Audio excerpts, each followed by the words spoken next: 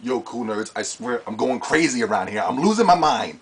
It's Black History Month, the shortest month of all the months. It's Nerds Block number 6, and I'm going crazy. We can't even have our own holiday. We can't even have our own month. You see what I'm saying? We got to share Valentine's Day, President's Day, Kunta Kinte Day, Jimmy Neutron Day. All these days, it's on in February. We got the Super Bowl, we got the Olympics, we got NBA basketball, the slam dunk contest, boring. You know, it's crazy. Nerd, I'm blogging about Black History Month, right? I'm pissed off. Let me stop. I'm just joking around. Cool nerds. Uh, Nerds blog number 6. Nerds blog number 6. Final Fantasy 13. Oh, even with Final Fantasy 13, you even Final Fantasy had respect for Black History Month. You know what I'm saying? Because what day does Final Fantasy come out? March 3rd. March 3rd. So at least they waited 3 days after Black History Month to drop Final Fantasy. I got nothing but respect for you, Final Fantasy. Yes, I love you. But yeah, Nerds blog number 6. Let's get on Final Fantasy 13, man. I had in the past couple of blogs I was saying, you know, throwing out little shots of Final Fantasy, saying that it might be a bad game, it might stink, from what I was reading from the reviews and things of that such. Um, you know, let's go back. Let's go back though. I want to just have a little discussion about Final Fantasy real quick. With Final Fantasy, to me, Final Fantasy, you know, don't hate me on this, but Final Fantasy hasn't really been good since Final Fantasy X, and that's just, you know, that's just my opinion. You know what I'm saying?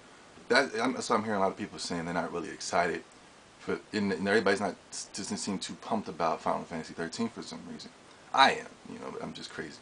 But I do understand how they feel because, you know, the Final Fantasy brand hasn't really, or the SquareSoft Square Enix brand hasn't really been hot since Final Fantasy X.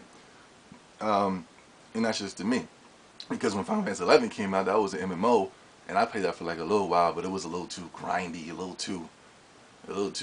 It was just wasn't my thing. I didn't want to fight rabbits for 2 to 12 hours. You know what I'm saying? It wasn't my thing.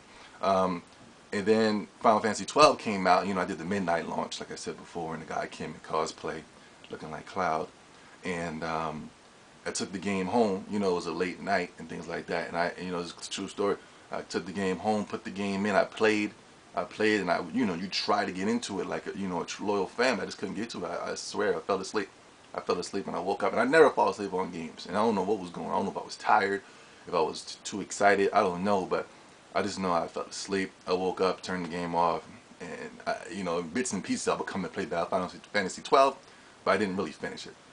So I'm thinking that maybe that's the reason why people aren't pumped up about 13, or people are, or another, you know, another reason it could be that it takes so long for these games to come out. You know, it takes, you know, Final Fantasy X to come out, and you could be a child at the time, and then when 13 come out, you're a grown adult. You know what I'm saying? You're paying bills. You you know, you're doing all types of crazy stuff.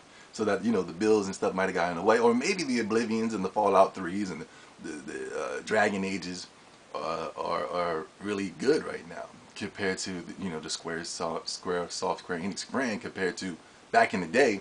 Squaresoft and Square Enix used to come out with classic games every week. Then they came out with the Final Fantasies. They came out with the Xenogears, if anybody played that. They came out with Vagrant Story, Brave Fencer Musashi, Upfront Mission. It was so many games, man, that I remember every week Final Fantasy was just, Squaresoft was just dropping out games. I used to be like, whoa, you know, like a new Hot Boys Little Wayne video. It was like a new Square Enix game coming out, you know, and there were tens. You know, now you got games that's coming out for Square Enix and Squaresoft, like Infinite Undiscovery and Star Ocean and, you know, things like that, and you're like, oh man, these games stink.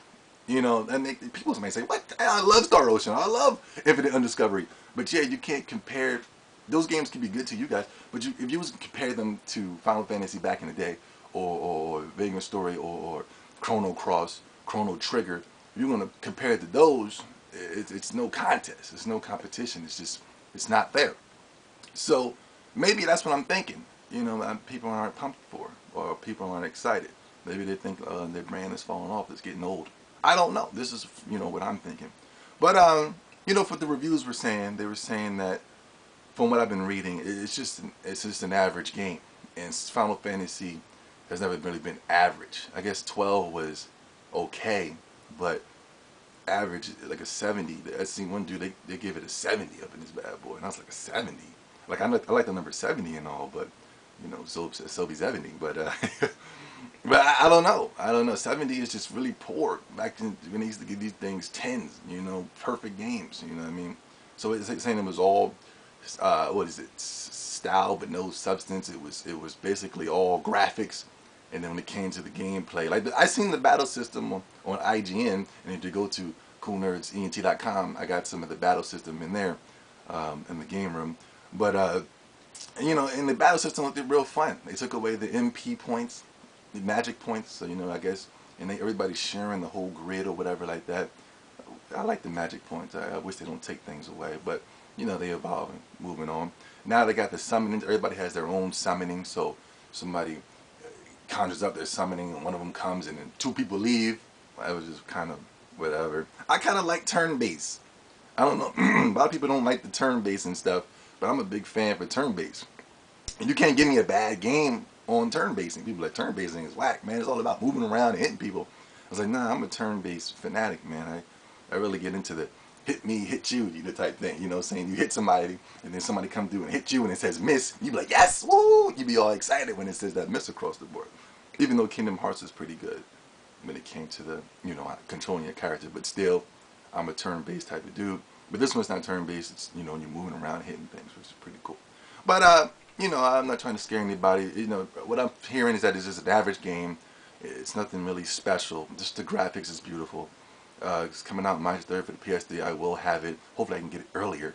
I know a spot. Just keep it on the low there. I can get it a little earlier.